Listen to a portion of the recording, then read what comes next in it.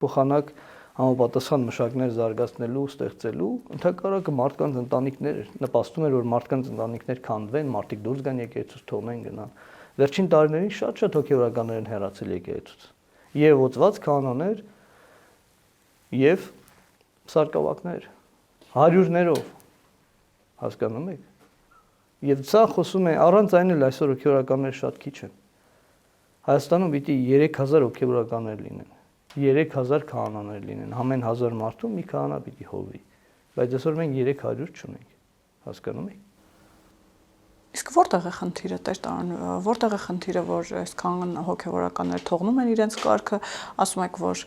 հոգևոր քաղց կա, այսինքն եթե այսքան տարի ինչպես դուք եք ասում, կաթողիկոսը չի զբաղվել այդ բոլոր գործերով եւ ազգի մոտ այսօր հոգևոր քաղց կա, բա ինչով է զբաղված եղել։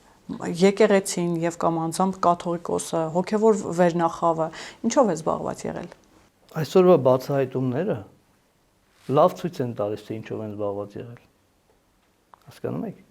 Այսօրվա բացահայտումները լավ խոսում են այդ մասին, թե իրականում ինչով են զբաղված եղել։